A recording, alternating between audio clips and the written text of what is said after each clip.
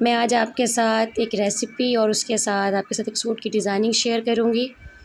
आज का व्लॉग बहुत इन्फॉर्मेटिव होगा, तो शुरू करते हैं आज का व्लॉग। अस्सलामुअलैकुम माय यूट्यूब फैमिली, कैसे हैं आप? उम्मीद करती हूँ आप तमाम लोग बिल्कुल खैरियत से होंगे। शुरू अल्लाह के बाबरकत नाम से, बिस्मिल्लाहिर्रहमानिर्रहीम। अल्लाह पाक आपको ढेरों ढेर बरकतें अता फ़रमाए। यहाँ पर मैं बना रही थी दोपहर का खाना, और जिसमें मैं बना रही थी गवार की फलियाँ। मुझे नहीं पता आपको, आपके लोगों की तरफ इसे क्या कहा जाता है, गवारे की भी कहा जाता है, लेकिन मेरा मोहम्मद इसे गवार कहता है, यानी कि अनपढ़। तो मैंने आज मंगवा ली, क्योंकि हसनैन बादशाह इसे बहुत शौक़ से खाते हैं, तो मैंने उनके लिए मंगवाया। मैंने कहा चलिए मेरे बच्चे शौक़ से खाना खा लेंगे, तो मैंने बनाने के लिए इसे बैठी हूँ। तो मैंने कहा आप लोगों के साथ अपनी वीडियो भी शेयर हो जाएगी और साथ के साथ अच्छी अच्छी इन्फॉर्मेटिव बातें भी हो जाएंगी। कल का मेरे पास सालन मौजूद था आलू चिकन का, जो बचा हुआ था, और मैंने कहा इसे वेस्ट करने से बेहतर है कि मैं आज के खाने में इसे यूज़ कर लेती हूँ।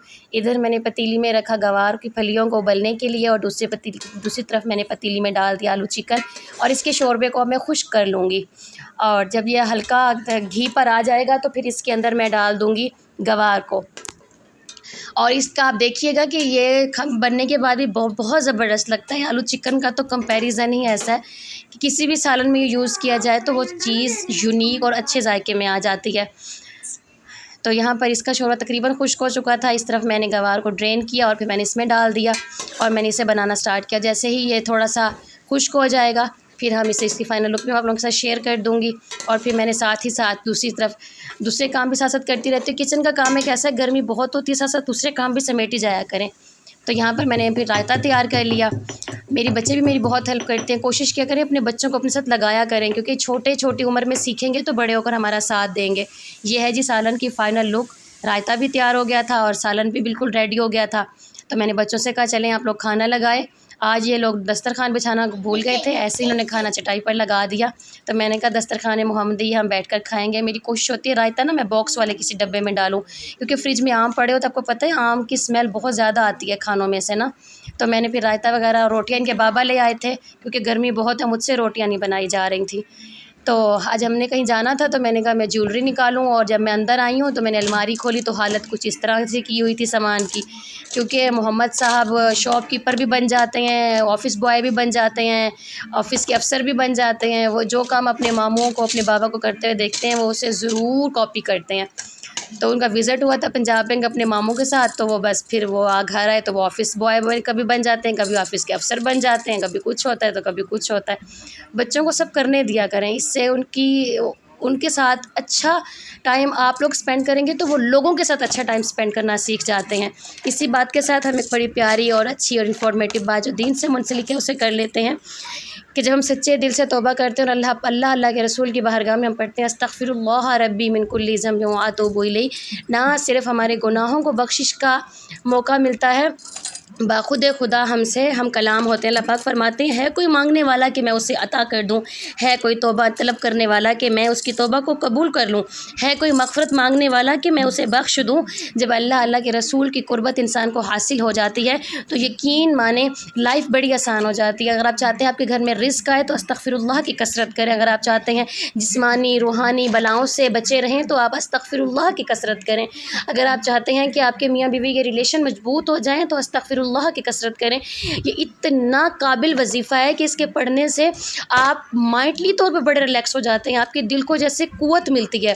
कोई भी ड्राई फ्रूट, कोई भी फ्रूट, कोई भी चीज़ आपको इतनी क़ुव्वत नहीं देती जितनी क़ुव्वत आपको अस्तग़फ़िरुल्लाह से मिलती है।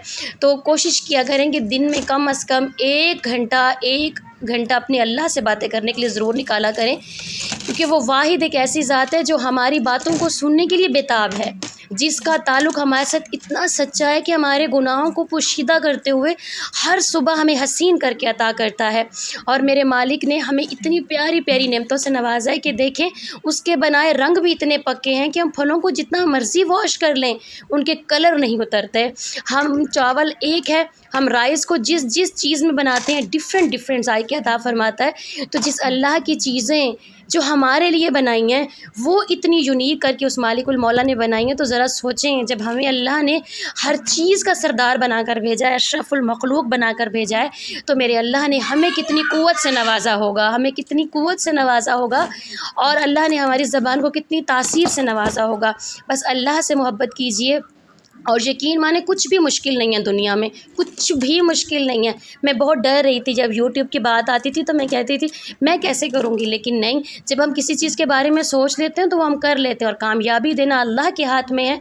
इन्नल्लाह अला कुल्ली शैइन कदीर, कि वो हर चीज़ पर कुदरत रखता है।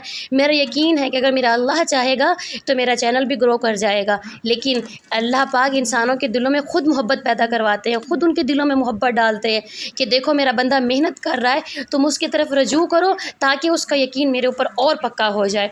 तो हमें अल्लाह से मोहब्बत करनी है, उसकी दोस्ती को अपने लिए कामिल बनाना है, इस यकीन से आगे बढ़ना है कि मेरा अल्लाह हमसे और हम अल्लाह से वाबस्तगी के उस रास्ते पर हैं कि वो अता के रास्ते खोलेगा और हम दामन भर भर के लेके जाएंगे। तो देखें, बातें करते करते मेरी ड्रॉ भी क्लीन हो गई थी, अपनी ज्वेलरी मैंने निकाल दी थी, और ये एक सूट है वाइट कलर का जिसके ऊपर मैंने डिफरेंट कलर के शीशे लगाए हैं, और साथ मैंने ये धागे के बने स्टड कह लें, इसे फुंदियाँ कह लें, इसे कुछ भी आप कह सकते हैं। तो ये सूट मैंने बच्ची का डिज़ाइन किया, और इसी के ये 3 सूट हैं।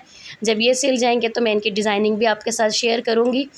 आप लोगों ने भी मुझे बताना है कि इन्हें मैं किस तरह स्टिच करूँ। अगर कोई जानता है स्टिचिंग के बारे में तो आपको मेरे ब्लॉग से बहुत कुछ सीखने को मिला करेगा, तो प्लीज़ मेरा साथ दीजिएगा। मैंने इस सूट को कंप्लीट करने के बाद शाम हो चुकी थी, बच्चे खाना मांग रहे थे, तो मैं आ गई थी किचन में। यहाँ पर फिर मैंने रोटियाँ बनाई।